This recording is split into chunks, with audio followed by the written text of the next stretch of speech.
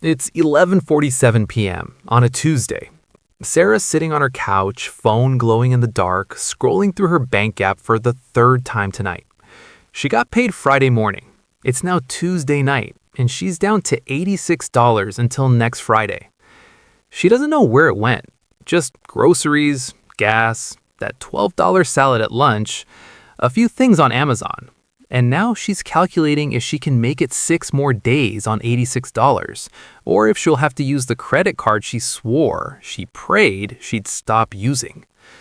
She opens her notes app, scrolls to January 1st, pay off credit card, start side hustle, stick to budget, be a better steward. It's been 3 weeks. She hasn't done any of it. This isn't the first time. Same cycle, different year. She feels like she's letting God down with every swipe.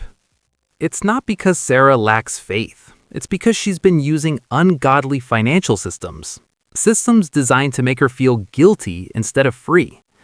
Most Christian financial advice treats money like it's a spiritual problem that prayer alone can fix.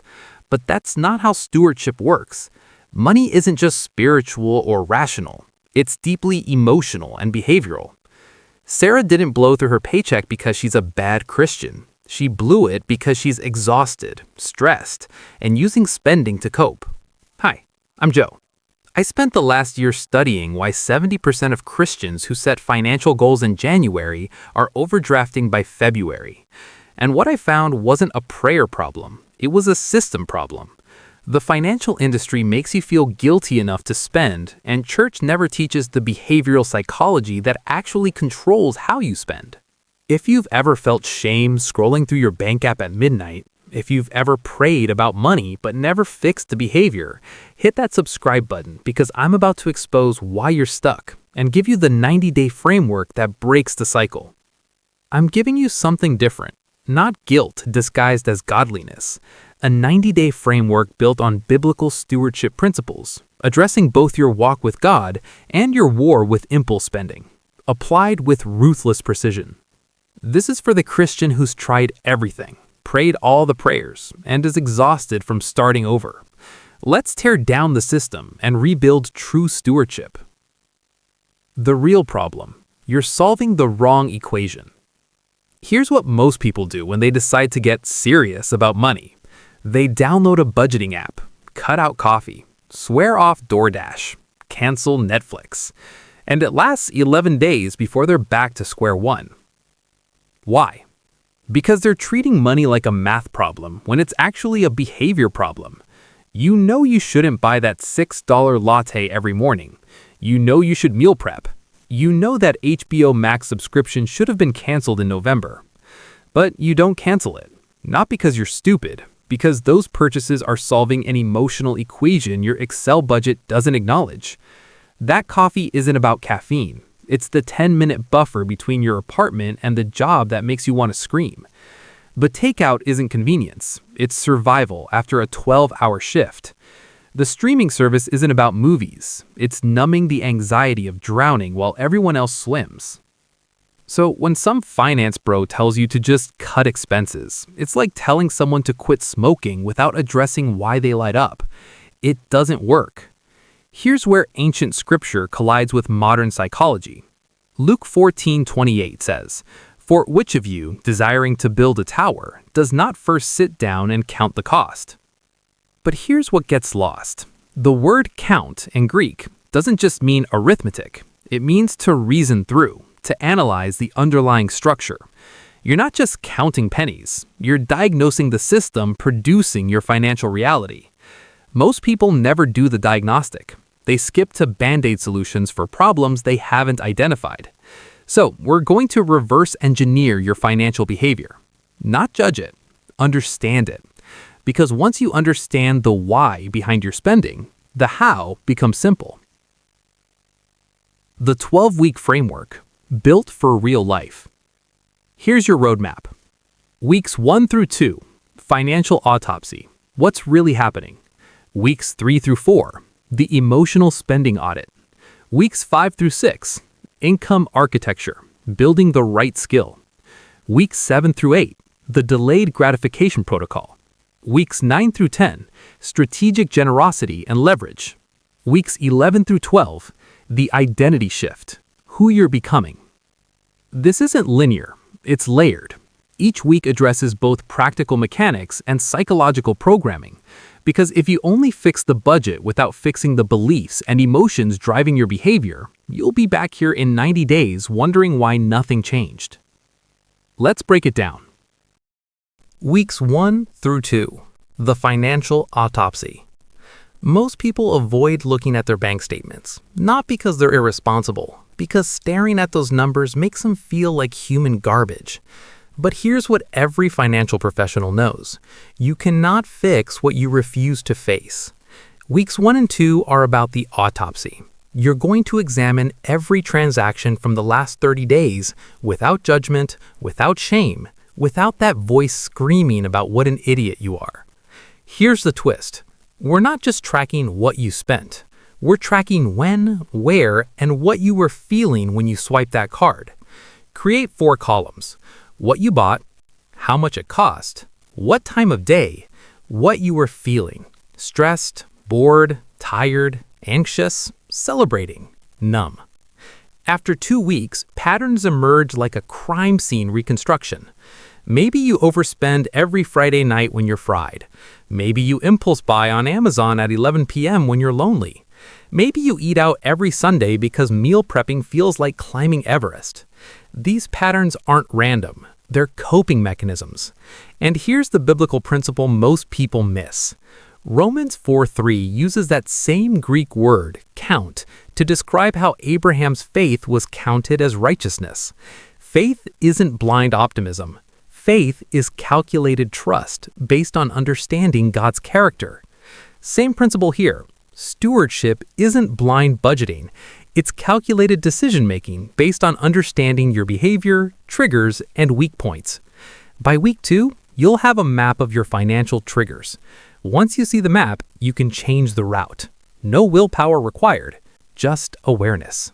Weeks 3 through 4, the emotional spending audit. Now we address the why. Week 3, for every emotional spending pattern you identified, find a zero-cost replacement.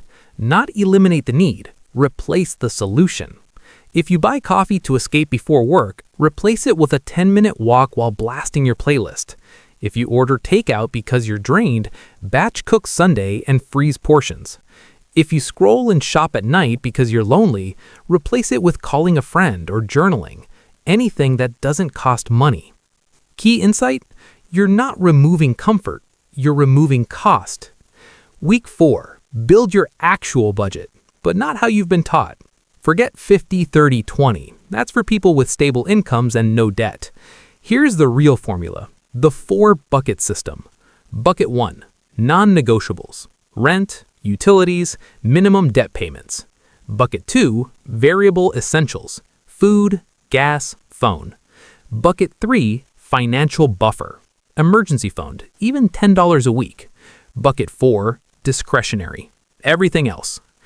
Automate buckets 1 and 3 the day you get paid, before you see the money. Whatever's left goes into buckets 2 and 4. Why does this work? It removes decision fatigue. You're not constantly asking, can I afford this? The system already decided. 1 Corinthians 14:40 says, all things should be done decently and in order. The Greek word order means structured arrangement reflecting intentionality. God values systems that remove chaos from decision-making. Your budget isn't a prison. It's a pre-made decision protecting future you from present youth impulses. Weeks 5 to 6. Income architecture. Here's the reality in 2026. One income stream isn't enough. Not because of greed, because of economic instability, layoffs, AI replacing departments, inflation eating wages. But most people torch themselves trying to start 5 side hustles at once, burn out in 3 weeks, and conclude they're not cut out for it. Wrong strategy. Here's the simple approach. Choose one skill you already have and monetize it in 30 days. Not learn to code, not start a drop shipping empire. Something you can do right now that someone will pay for. Examples. Already organized? Get paid to clean up a founder's inbox, calendar, or CRM. Good at explaining things? Run short exam or skill-specific tutoring sprints online. Write clearly? Rewrite AI-generated content so it actually sounds human. Detail-oriented? Manage content scheduling, captions, or community DMs for creators. The goal isn't replacing your income. It's proving to yourself you can make money outside the matrix of trading hours for dollars. Ecclesiastes 10:10 says, "Whatever your hand finds to do, do it with all your might." The Hebrew kalozka means all your focus, energy, intent poured into one thing, not scattered, all in. Here's the psychological shift. When you make your first $100 outside your job, even if it takes 10 hours, something breaks in your brain. The belief that I can only make money by showing up to a building and answering to a boss shatters. That mental shift is worth more than the $100. The goal is simple. Make your first dollar outside your primary income, even $20, even $50, because once you do it once, you know you can scale it. Week 7 through 8, the delayed gratification protocol. This is where discipline becomes automatic. Most people fail at delayed gratification because they rely on willpower. Willpower is finite. It drains throughout the day. By 9 p.m., your willpower tank is empty, and Amazon is one click away. But systems are infinite. Here's the protocol. The 48-hour rule. Any non-essential purchase over $50 goes on 48-hour hold. Add it to a wish list, screenshot it, write it down, whatever. If you still want it in 48 hours, buy it guilt-free. Most of the time, you won't remember why you wanted it. But here's the deeper layer. We're not just delaying purchases, we're rewiring the dopamine loop. Every time you impulse buy, your brain gets dopamine, that rush of, I got the thing. Over time, your brain expects it, so you buy more, chasing the same feeling like a rat pressing a lever. The 48-hour rule breaks the loop. It creates friction. It forces your brain to find dopamine elsewhere. Proverbs 21:5 says, "The plans of the diligent lead surely to abundance, but everyone who is hasty comes only to poverty." The Hebrew harutz means sharp, decisive, patient effort. Diligence isn't hustle, it's precision. Week 8. Take it further. Unsubscribe from marketing emails, delete shopping apps, install ad blockers, unfollow influencers who make you feel broke.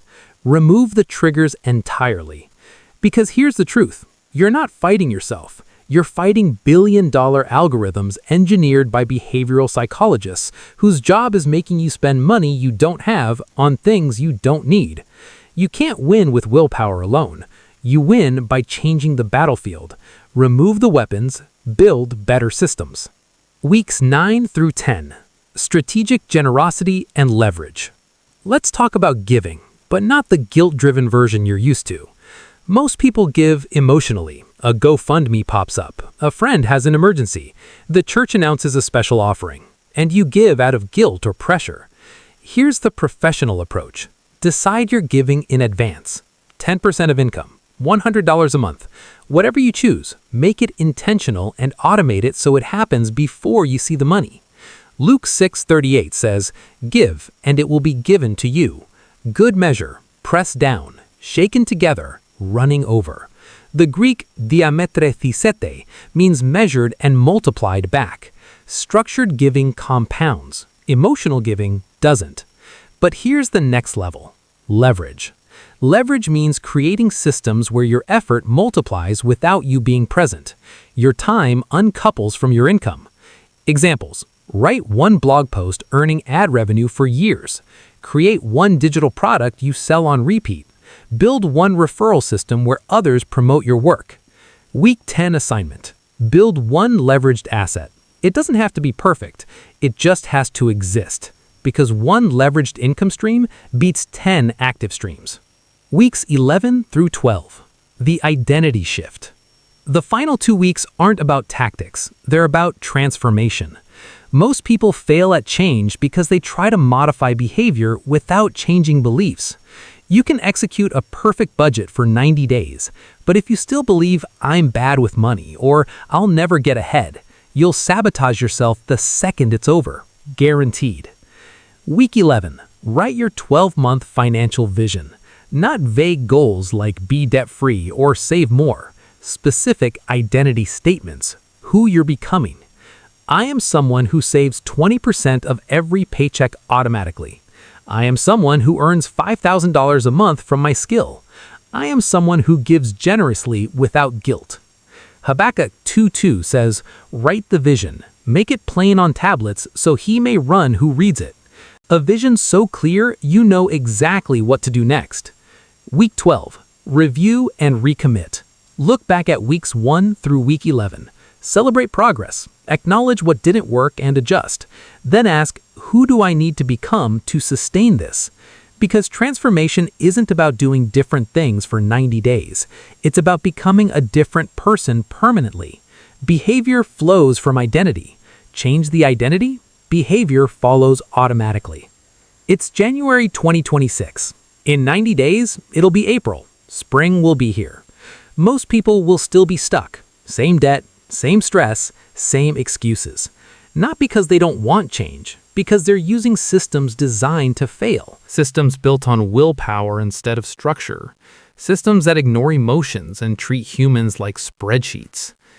You now have a different system. One built on behavioral psychology, financial strategy, and biblical stewardship. One that works because it's designed for how humans actually function, not how finance textbooks think they should. The question isn't whether this works, the question is, will you work it? 90 days from now, you'll either be unrecognizable or still making the same excuses while scrolling for the next quick fix. The choice is yours. Let's build.